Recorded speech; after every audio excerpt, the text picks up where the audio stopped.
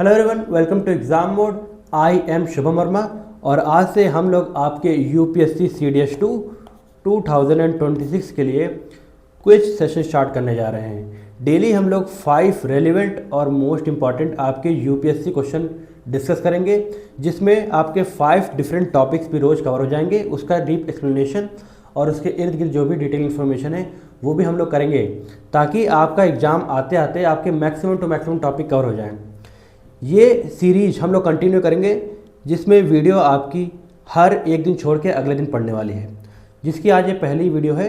ठीक है, इस वीडियो का नाम रहने वाला है Panchatantra series. Question number 1 Indian polity से रिलेटेड है। आइए क्वेश्चन देखते हैं। फेडरलिज्म एंड लेजिस्लेटिव पावर्स के ऊपर क्वेश्चन है। Question says with reference to the distribution of legislative powers in India consider the following statement. Parliament has exclusive power to legislate on subject in union list. और second जो statement है वो कहती है state legislature have exclusive power over subject in state list even during national emergency. Third statement says concurrent list subject allows both parliament and state legislature to legislate but union law prevail in case of conflict। अब ये question पढ़ के आपको centre state relation याद आना चाहिए। Centre state relation के जो आर्टिकल हैं आपके, ये आर्टिकल नंबर 245 से स्टार्ट होते हैं। 246 जो है आपका आर्टिकल, ये आपके सब्जेक्ट्स को डिवाइड करता है। सब्जेक्ट्स को डिवाइड करता है आपके सेंटर और आपके स्टेट के अंडर में, कि कौन कौन से जो सब्जेक्ट है जो इनके बीच में डिवाइड होंगे आपके। ठीक है, तो और साथ ही साथ आपको कौन सा सेवन्थ शेड्यूल भी आपको याद रखना पड़ेगा। ठीक है, 7th शेड्यूल में भी आपके क्या दे रखा है, सेंट्रल लिस्ट है एक आपकी स्टेट लिस्ट है और एक आपकी कॉन्करेंट लिस्ट है। ठीक है, इन तीनों लिस्ट के बारे में कहाँ गिवन है 7th शेड्यूल में, कि सेंटर कौन सी चीज़ पे कानून बना सकता है, स्टेट कहाँ बना सकता है, और कॉन्करेंट लिस्ट में दोनों मिलकर कब बना सकते हैं। अब क्वेश्चन में पहली स्टेटमेंट कहा गया है पार्लियामेंट के पास एक्सक्लूसिव पावर होती है to legislate on subject of union list. Simple सी बात है कि पार्लियामेंट यूनियन लिस्ट के ऊपर काम करेगा। ठीक है, यूनियन में जो भी सब्जेक्ट दे रखा है, सेंट्रल लिस्ट में जो भी सब्जेक्ट दे रखे हैं, उनके ऊपर आपके एक्सक्लूसिव राइट आपका पार्लियामेंट का होता है। तो ये स्टेटमेंट आपकी बिल्कुल करेक्ट है। स्टेटमेंट नंबर 2 में कहा गया है state legislature have exclusive power on subject in the state list even during national emergency. ये कुछ आपके एक्सट्रीम वर्ड्स होते हैं जो यूपीएससी हमेशा देता है। अगर आप उनको पहचाना सीख गए हैं तो गारंटी है कि आप क्वेश्चन एलिमिनेशन की हेल्प से जरूर निकाल लेंगे। यहाँ पर कहा गया है कि नेशनल इमरजेंसी के दौरान भी आपका जो स्टेट लेजिस्लेचर है उसके पास एक्सक्लूसिव पावर होती है स्टेट लिस्ट में जो सब्जेक्ट दे रखे हैं उन पर कानून बनाने के लिए। तो ये यहाँ पर स्टेटमेंट गलत दे रखी है। क्यों गलत दे रखी है? क्योंकि नेशनल इमरजेंसी के दौरान जो भी आपके सब्जेक्ट स्टेट लिस्ट में गिवन होते हैं उस पे एक्सक्लूसिव राइट आपके पार्लियामेंट का हो जाता है। किसका हो जाता है? पार्लियामेंट का हो जाता है, याद रखना। ठीक है, स्टेट की पावर टोटली आपकी क्या होती है, ख़त्म हो जाती है नेशनल इमरजेंसी के दौरान। इसका मतलब है ये स्टेटमेंट वेग थी, थोड़ा यहाँ पर इवन दे रखा था, तो यहाँ पर ये स्टेटमेंट आपकी गलत हो जाती है। अब थोड़ा हम लोग थर्ड स्टेटमेंट पढ़ने से पहले एक बार ऑप्शन की तरफ चलते हैं, ताकि आपको क्वेश्चन सॉल्व करने का तरीका ये पता चले। सेकंड स्टेटमेंट हमको पता चल गई कि गलत है। ठीक है, और फर्स्ट स्टेटमेंट हमको पता चल गई कि सही है, तो ये एलिमिनेट हम कर सकते हैं। और सेकंड स्टेटमेंट गलत है तो ये भी एलिमिनेट कर सकते हैं। और यहाँ भी सेकंड स्टेटमेंट गिवन है तो ये भी एलिमिनेट कर सकते हैं। बचता है हमारे पास सिर्फ एक स्टेटमेंट। अगर थर्ड स्टेटमेंट का हमें कोई आइडिया नहीं होता तब भी हम लोग क्वेश्चन का आंसर आसानी से निकाल लेते हैं, लेकिन फिलहाल आपका आंसर निकल गया है। लेकिन थर्ड स्टेटमेंट पढ़नी बहुत जरूरी है। यहाँ पर गिवन है concurrent list subject allows both parliament and state legislature to legislate but union law prevail in case of conflict. मान के चलिए किसी कानून को लेकर कॉन्फ्लिक्ट लिस्ट में आपका कॉन्फ्लिक्ट हो जाता है स्टेट और सेंटर के बीच में, तो उस समय एक्सक्लूसिव राइट आपके पास सुप्रीम कोर्ट के पास आपके पास होता है। और सुप्रीम कोर्ट ज़्यादातर और साथ में इसमें लिखा भी हुआ है कि यूनियन लॉ आपका प्रिवेल करेगा। मतलब पार्लियामेंट ने जो कानून बनाया है वो प्रिवेल करेगा अगर कॉन्फ्लिक्ट की सिचुएशन आई है आपके स्टेट और सेंटर के बीच में। ठीक है, तो ये आपका सेंटर और स्टेट रिलेशन का एक बेहतरीन क्वेश्चन था जो कि हमने समझा। होपफुली आपको समझ आया होगा। इस क्वेश्चन का सही आंसर है आपका ए ऑप्शन। ठीक, अब चलते हैं नेक्स्ट क्वेश्चन की ओर। अगला क्वेश्चन है आपके इंडियन इकोनॉमी से रिलेटेड। ठीक है, ये आपका इन्फ्लेशन कंट्रोल मेजर के ऊपर मैंने क्वेश्चन डाला है जो आपको थोड़ा समझना पड़ेगा। इस समय आप देख ही रहे हैं कि आपका ईरान, इजराइल और यूएस का जो वॉर हो रहा है उसकी वजह से महंगाई बहुत ज़्यादा बढ़ रही है। इन्फ्लेशन हमारे देश में बहुत ज़्यादा बढ़ रहा है, पीक पे है। रुपए की वैल्यू गिरती जा रही है दिन ब दिन, और साथ में डॉलर की वैल्यू बहुत ज़्यादा मजबूत हो जा रही है। इन्फ्लेशन बहुत हद तक बढ़ रहा है हमारे देश में, गैस की किल्लत बहुत ज़्यादा है। तो ज़्यादातर चांसेस हैं कि यूपीएससी या फिर कोई भी स्टेट गवर्नमेंट या फिर अदर गवर्नमेंट एग्जामिनेशन में आपसे ये क्वेश्चन पूछ लिया जाए। क्वेश्चन का पहला स्टेटमेंट कहता है, which of the following action by Reserve Bank of India is most likely to reduce inflation. Reserve Bank of India ऐसे क्या क्या कदम आपके उठाएगा ताकि इन्फ्लेशन कम हो जाए। पहले स्टेटमेंट में गिवन है डिक्रीजिंग रेपो रेट, सेकंड में इंक्रीजिंग कैश रिजर्व रेशियो, और थर्ड है open market sale of government securities. अब इसमें आपको समझना पड़ेगा कि पहले आपका क्या रेपो रेट क्या होता है। तो फ्रेंड्स, आपका जो रेपो रेट होता है, रेपो रेट वो रेट होता है जिसमें आपका सेंट्रल बैंक, जो कि इंडिया के केस में आपका रिजर्व बैंक ऑफ इंडिया है, ये अपने अंडर में जुरिडिक्शन में जो भी बैंक्स होते हैं, जैसे कि एसबीआई हो गया, आपका आईसीआईसीआई हो गया, इन सभी बैंकों को लोन जिस रेट पे देता है वो रेट आपका रेपो रेट कहलाता है। इसका ठीक उल्टा होता है reverse repo rate. Reverse repo rate अगर सेंट्रल बैंक, स्टेट बैंक या फिर जो भी अदर जो बैंक्स है उनसे अगर लोन ले रहा है जिस रेट के पे, अगर वो रेट होता है तो वो होता है रिवर्स रेपो रेट। यहाँ पर रेपो रेट की बात करी गई है। दिया गया है कि अगर रेपो रेट की हमारा रेट अगर कम कर दिया जाए तो क्या इन्फ्लेशन आपका कम हो जाएगा। अगर रेपो रेट कम होता है फ्रेंड्स आपका, ठीक है, तो मतलब कि पहले मान के चलिए 6% था और अब 5% पर एनम की रेट में डिफरेंट बैंक्स को सेंट्रल बैंक से पैसा मिल रहा है। इसका मतलब है उनको पैसा मिलना बहुत ज़्यादा आसान हो गया है सेंट्रल बैंक से। अगर सेंट्रल बैंक से उनको पैसा मिलना बहुत आसान हो गया है तो वो लोग अपने कस्टमर्स को भी सस्ते ब्याज दर पे या फिर लो इंटरेस्ट रेट पे अपने वो लोन देंगे कस्टमर्स को। तो कस्टमर के पास ज़्यादा रुपये आएगा तो वो लोग ज़्यादा खर्चा करेंगे, और मार्केट में जब पैसे का इन्फ्लो बहुत ज़्यादा हो जाएगा, मनी का इन्फ्लो बहुत ज़्यादा हो जाएगा, तो उस समय क्या होगा कि आपका इन्फ्लेशन और ज़्यादा बढ़ जाएगा। ठीक है, जब मार्केट में पैसा बहुत ज़्यादा होता है तो कंडीशन ये होती है कि उस समय आपकी महंगाई दर, इन्फ्लेशन बहुत ज़्यादा हो जाती है, क्योंकि सबके पास डिमांडिंग पावर आ जाती है, सब लोग अदर चीज़ें खरीदने लगते हैं, जिसकी वजह से डिमांड बढ़ जाती है और आपका इन्फ्लेशन बढ़ जाता है। इसका मतलब जो आपकी फर्स्ट स्टेटमेंट है ये आपका गलत है। सेकंड स्टेटमेंट में गिवन है increasing cash reserve ratio. Cash reserve ratio वो होता है जो आपको एक बैंक सेंट्रल बैंक के पास यानी कि आरबीआई के पास कैश की फॉर्म में जो पैसा जमा करता है अपने कस्टमर्स के द्वारा, जो उसने लोन लिया है, लोन मतलब जो पैसा कस्टमर्स का जमा है उसके पास, वो पैसा अगर वो सेंट्रल बैंक के पास जिस अमाउंट में जमा करता है उसको कैश रिजर्व रेशियो कहते हैं। अगर कैश रिजर्व रेशियो बढ़ता है इसका मतलब है कि सेंट्रल बैंक के पास विभिन्न बैंकों के और रुपए जमा हो गए हैं, जिसकी वजह से उसके पास अब कम रुपया बचा है ताकि वो मार्केट में लोन दे सके। जिसकी वजह से जब उसके पास पैसे की किल्लत आ जाती है तो सिंपल सी बात है कि मार्केट में पैसे का इन्फ्लो डाउन हो जाएगा, पैसे का इन्फ्लो आपका कम हो जाएगा, तो मार्केट में पैसे कम आ जाएंगे, तो जिसकी वजह से आपका क्या होगा, इन्फ्लेशन आपका कम हो जाएगा फ्रेंड्स। ठीक है, तो कैश रिजर्व रेशियो का कॉन्सेप्ट यहाँ पर गिवन है, तो ये बिल्कुल सही स्टेटमेंट है, इसकी वजह से इन्फ्लेशन आपका कम हो जाएगा। अब हम लोग स्टेटमेंट क्यों चलते हैं। फर्स्ट आपका गलत है, करेक्ट पूछा गया था ना, फर्स्ट गलत है तो यहाँ से काट दीजिए, ऑटोमेटिकली आपका आंसर निकल गया। फिर भी हम लोग थर्ड स्टेटमेंट पढ़ते हैं। Open market sale of government securities. Government securities का जब सेल होता है तो क्या होता है कि जो डिफरेंट बैंक जो होते हैं वो उस सिक्योरिटी को खरीदते हैं और उल्टे वो सरकार को या फिर सेंट्रल बैंक ऑफ इंडिया को, रिजर्व बैंक ऑफ इंडिया को वो लोग पैसा देते हैं। जब वो लोग पैसा देते हैं तो मार्केट में पैसे की आपकी सप्लाई कम हो जाती है, जिसकी वजह से इन्फ्लेशन आपका क्या हो जाएगा, कम हो जाएगा। तो इस तरीके से हमने तीनों स्टेटमेंट ढंग से समझी। तो इस क्वेश्चन का सही आंसर है आपका बी ऑप्शन। होपफुली आपको समझ आया होगा। अब चलते हैं अगले क्वेश्चन की ओर। Our next question is based on geography. Geography से रिलेटेड क्वेश्चन है, ओशियन करंट्स के ऊपर क्वेश्चन है। ठीक है, ओशियन करंट डायनामिक्स के ऊपर। ओशियन करंट्स का टॉपिक बहुत इंपॉर्टेंट है, हर साल यहाँ से डायरेक्टली इनडायरेक्टली एक क्वेश्चन आपके सीडीएस और एनडीए एग्जामिनेशन में आता ही आता है, कोई चांस नहीं है कि ना आए, 100% आता है। ठीक है, तो थोड़े से ध्यान से समझिए। यहाँ पर गिवन है कि warm ocean current generally originate near the equator and move towards higher latitude. अगर आप लोग इस मैप में ध्यान से देखेंगे, ये जो मैप गिवन है यहाँ पर आप देखेंगे कि जितनी भी आपकी ये इक्वेटर है, इक्वेटर के आसपास से आपके वार्म ओशियन करंट का ओरिजिनेशन हो रहा है।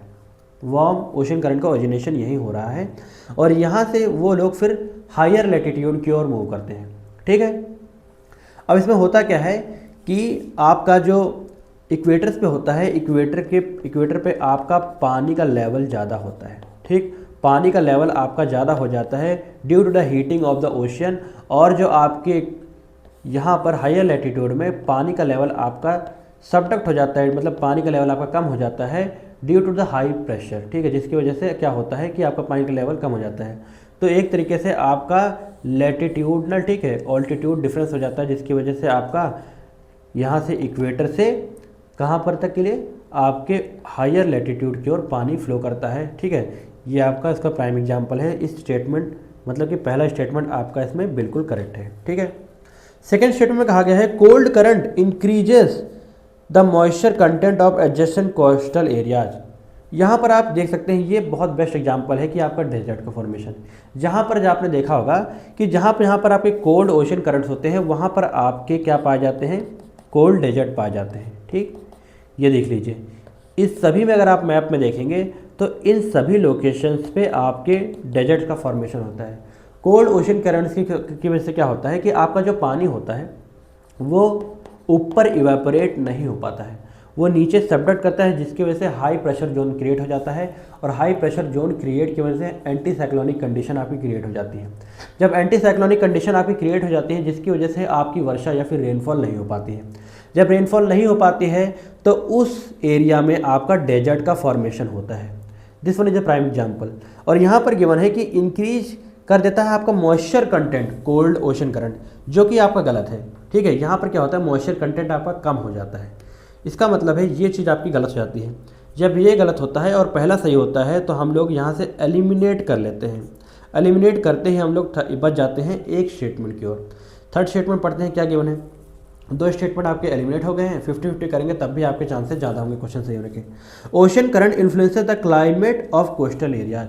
बिल्कुल सही बात है, आपके जो ओशन करंट्स होते हैं वो आपके कोस्टल एरियाज से क्लाइमेट को बहुत ज़्यादा हैम्पर करते हैं, ये आप देख सकते हैं। जैसे यहाँ पर क्या होता है, आपके डेजर्ट का फॉर्मेशन होता है, ठीक है। और यहाँ पर क्या होता है, आपकी रेनफॉल बहुत ज़्यादा होती है, ठीक, जहाँ पर वार्म ओशन करंट होता है। तो ये कोस्टल क्लाइमेट एरियाज़ को बहुत ज़्यादा आपका हैम्पर करता है। इसका मतलब थर्ड स्टेटमेंट आपकी सही है। तो इस क्वेश्चन का सही आंसर है आपका A option 1 and 3 only. Hopefully आपको समझ आया होगा। अब चलते हैं नेक्स्ट क्वेश्चन की ओर। Our next question is based on environment. Environment के ऊपर क्वेश्चन है, देखते हैं क्या पूछा गया है, ठीक है फ्रेंड्स। तो क्वेश्चन कहता है with reference to the convention on biological biodiversity consider the following statement. आपका जो CBD है, ठीक है, कन्वेंशन ऑन बायोलॉजिकल डाइवर्सिटी, ये आपका 1992 कहाँ पर हुआ था, रियो डी जनरियो में हुआ था, ठीक है। अर्थ समिट भी से कहा जाता है। तो ये थोड़ा दिमाग में रखिएगा, इससे रिलेटेड क्वेश्चन गिवन है। क्वेश्चन में पहला दिया गया है और इसमें आपका जो CBD है उसमें निकल के 3 चीज़ें आती हैं। पहला आपका कंजर्वेशन, कि हमने बात करी कि हम कंजर्व करेंगे अपने नेचुरल एनवायरनमेंट को और अपने आसपास के नेचुरल रिसोर्सेज को। दूसरा बात है इसमें कहा गया है सस्टेनेबल यूज, ठीक है, सस्टेनेबल यूज करना ताकि फ्यूचर जनरेशन को भी जो हमारे जो नेचुरल रिसोर्सेज है उसका लाभ मिल सके। सस्टेनेबल यूज इसे कहते हैं। और थर्ड में उसे कहा गया है कि एक्सेस बेनिफिट शेयरिंग की बात करेगी, ठीक, एक्सेस बेनिफिट शेयरिंग की बात करेगी। ये CBD के तीनों गोल थे जो हमें फुलफिल करने थे। अब इसमें पहला स्टेटमेंट कहता है it legally binds countries to conserve biodiversity.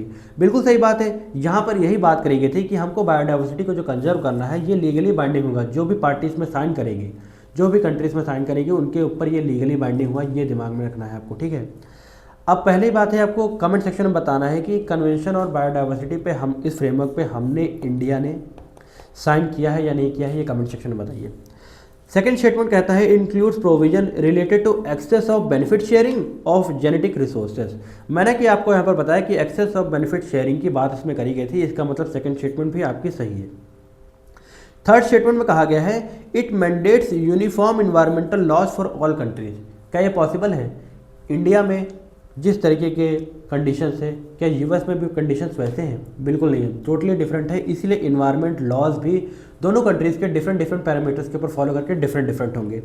तो यहाँ पर बात करिए कि यूनिफॉर्म इन्वायरमेंटल लॉज होना चाहिए, ऐसा नहीं है फ्रेंड्स। डिफरेंट आपके इन्वायरमेंटल लॉज डिफरेंट कंट्रीज़ में फॉलो होते हैं। इसका मतलब थर्ड स्टेटमेंट आपकी गलत है। तो इस क्वेश्चन का सही आंसर है आपका 1 and 2 ओनली। होपफुली आपको समझ आया होगा।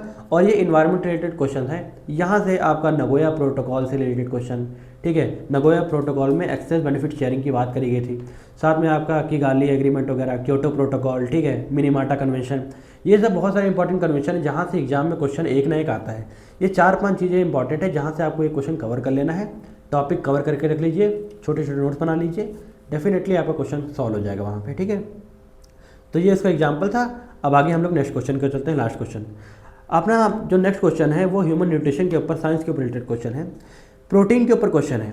फ्रेंड्स, इसी चैनल पे मैं साइंस का सिलेबस अच्छे तरीके से आपको कवर करा रहा हूँ फ्री ऑफ कॉस्ट आपकी यूपीएससी सीडीएस के लिए, जिसके 2 लेक्चर्स हो गए हैं। पहले टॉपिक में हमने कार्बोहाइड्रेट्स कवर किया है और दूसरे में हमने प्रोटीन, फैट और विटामिन का अच्छे तरीके से हमने आपका लेक्चर कंप्लीट कराया है, ठीक है। रेगुलरली उसकी वीडियो आती रहेंगी और ये उसका एक एग्जाम्पल है, क्वेश्चन है। आइए देखते हैं इसको।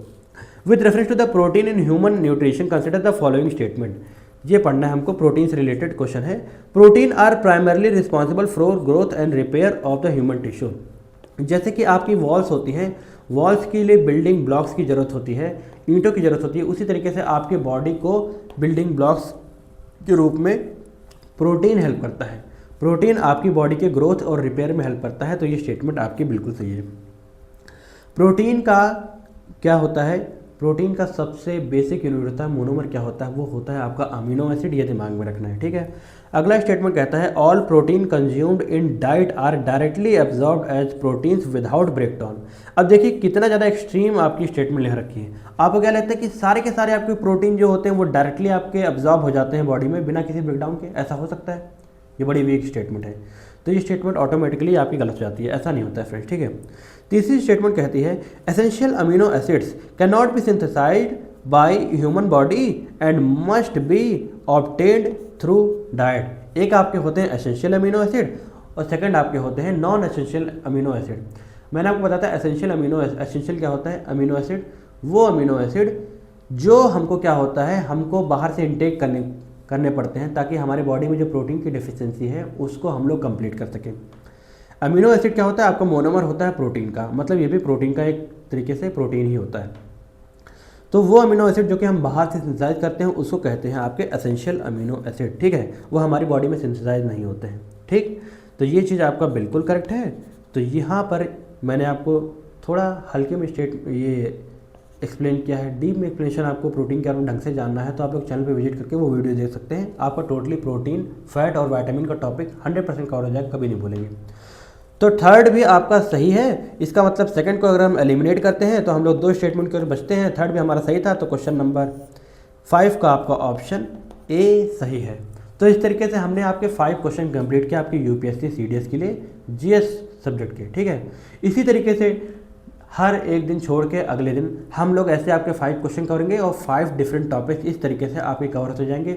एग्जाम आते आते आपके बहुत सारे टॉपिक इसमें कवर हो चुके होंगे, जिसकी वजह से क्वेश्चन अगर आपके सामने आता है तो ये पीडीएफ में डालता रहूँगा टेलीग्राम ग्रुप में, उसका डिस्क्रिप्शन में मैं लिंक डाल दूँगा। वहाँ से आप क्या करिएगा, पीडीएफ डाउनलोड कर लीजिए, ये क्वेश्चन अपने पास रख के रहिएगा ताकि आप लोग इसको रिवाइज करते रहें, ठीक है। तो ये आपके लिए बहुत ज़्यादा हेल्पफुल रहने वाले हैं। Thanks for watching. अगर आपको ये वीडियो अच्छी लगी हो तो इसे ज़रूर लाइक कीजिए और चैनल पर नए हैं तो इसे ज़रूर सब्सक्राइब कीजिए और मिलते हैं नेक्स्ट वीडियो में। जय हिंद, जय Bharat. Please share the video. Thank you.